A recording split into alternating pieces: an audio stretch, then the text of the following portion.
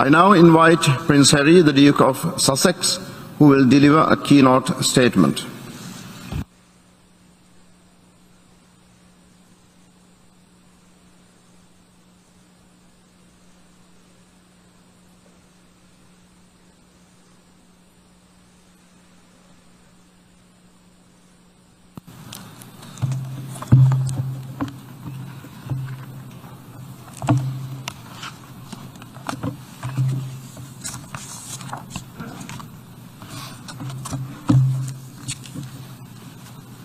Good morning, everybody, and thank you to the President of the General Assembly, His Excellency Mr. Abdullah Shahid, for the introduction.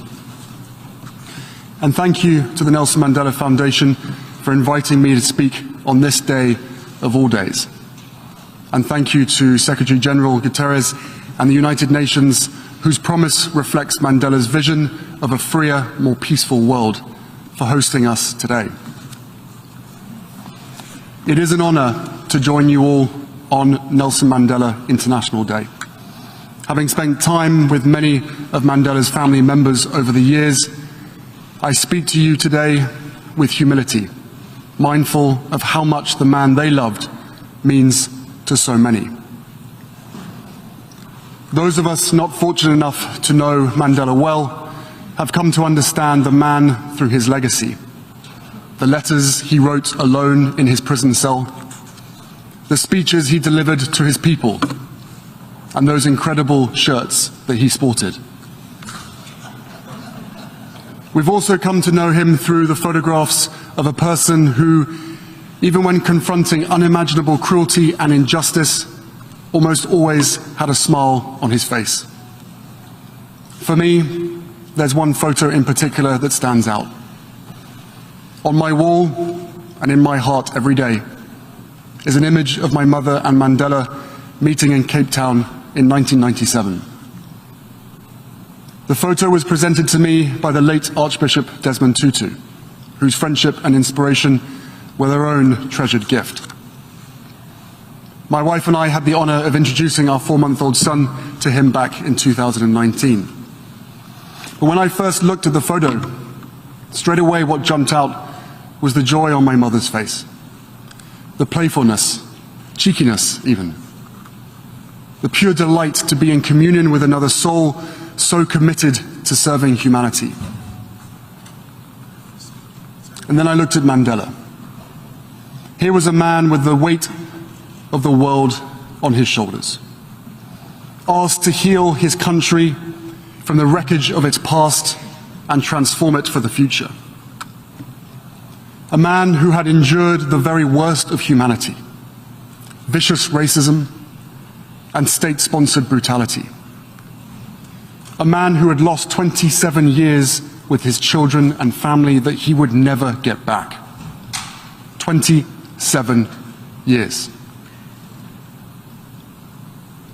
Yet in that photo and so many others, he is still beaming, still able to see the goodness in humanity, still buoyant with a beautiful spirit that lifted everyone around him.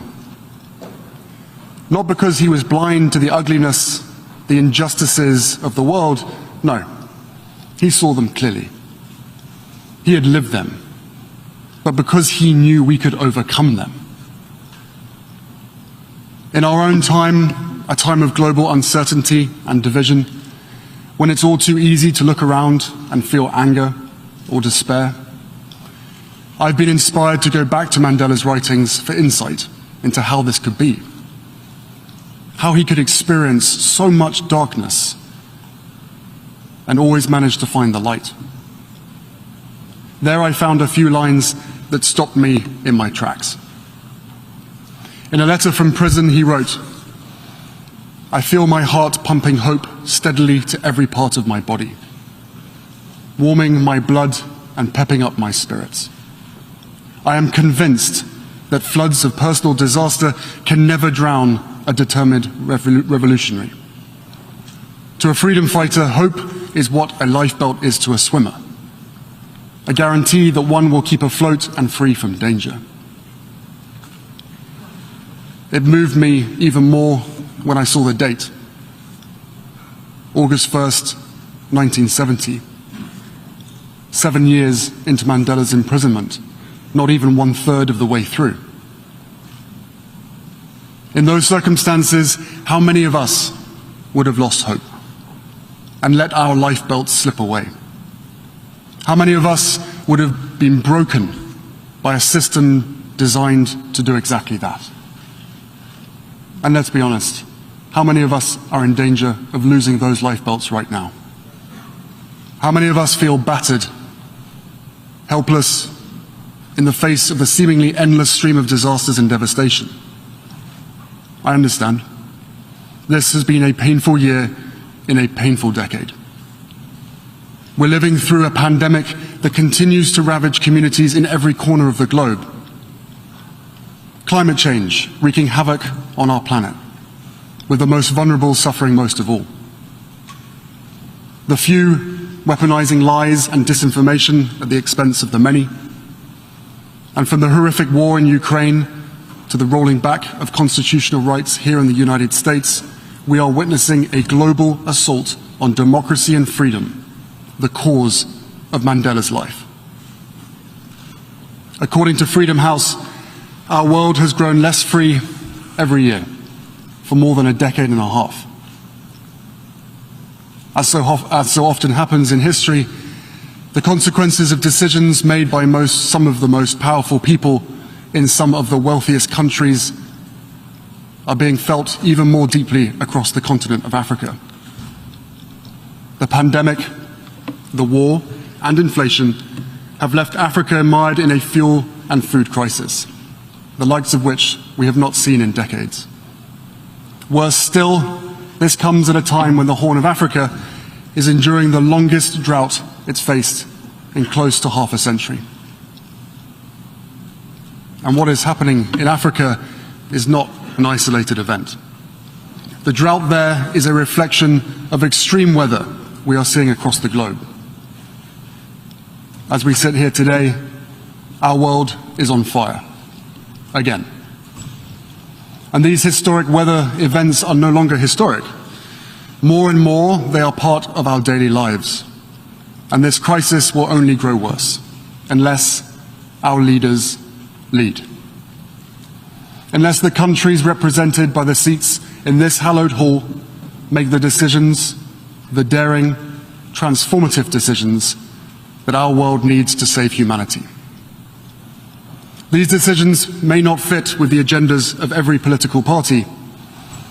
They may invite resistance from powerful interests.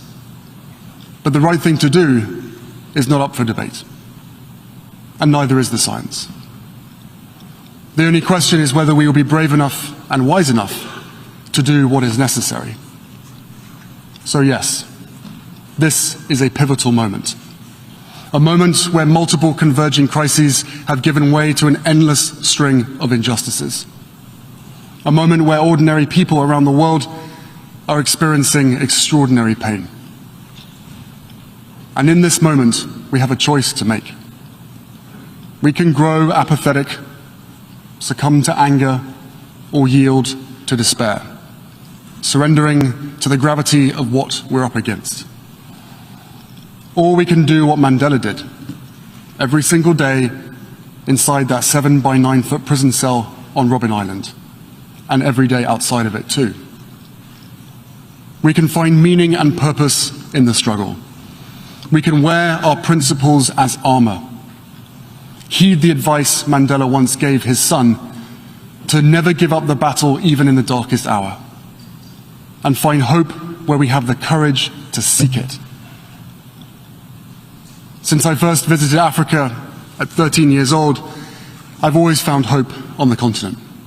In fact, for most of my life, it has been my lifeline, a place where I have found peace and healing time and time again. It's where I felt closest to my mother and sought solace after she died, and where I knew I had found a soulmate in my wife.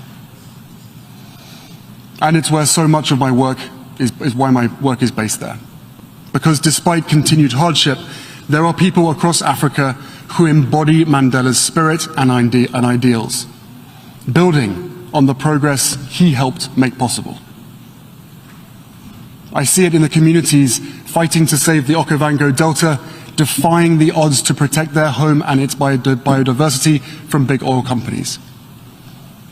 I see it in the young girls who are forced out of school and into marriage in northern Nigeria, speaking out today so others may get a fuller chance to thrive tomorrow. I see it in the young entrepreneurs I met in Johannesburg, using their energy and creativity to launch businesses that serve their communities.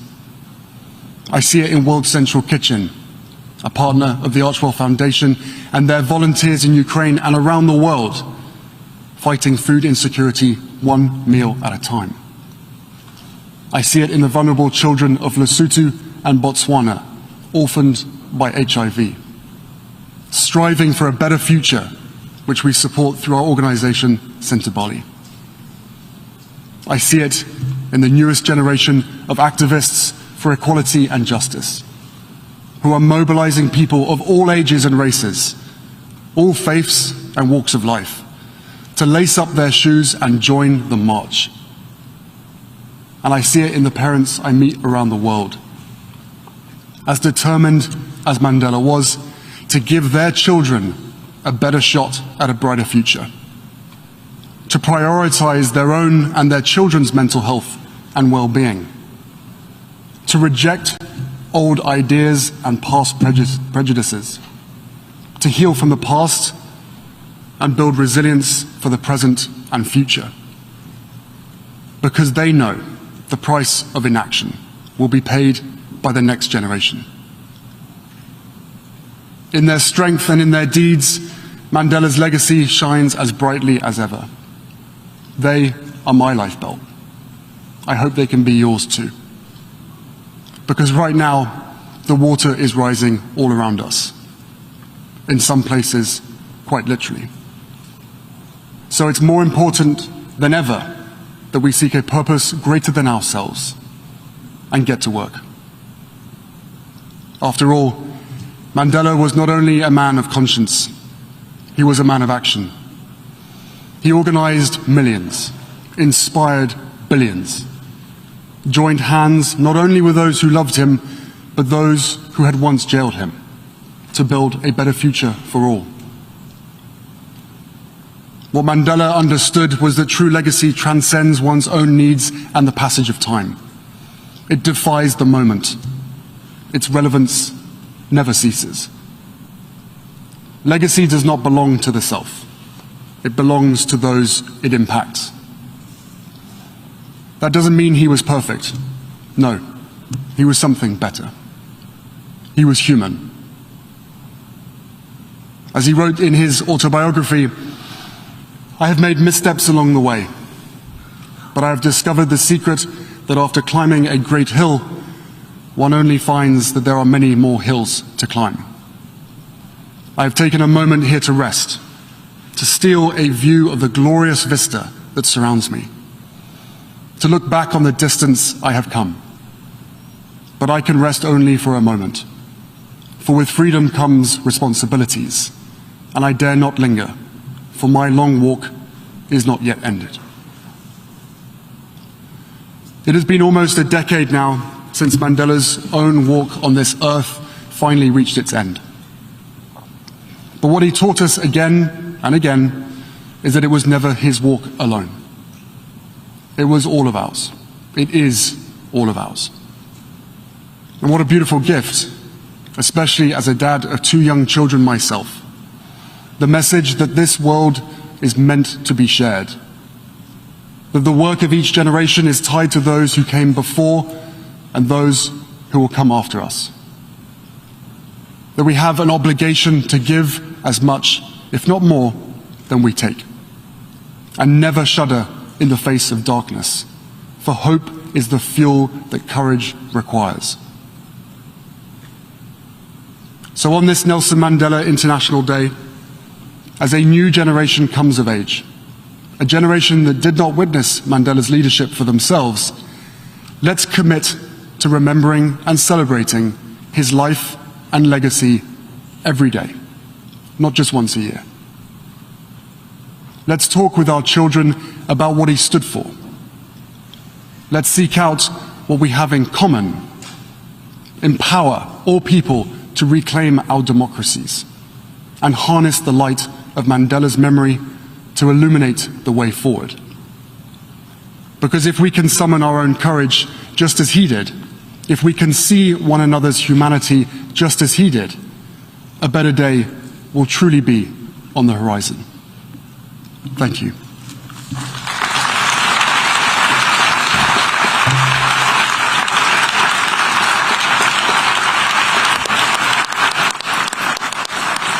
I thank the Duke of Sussex for his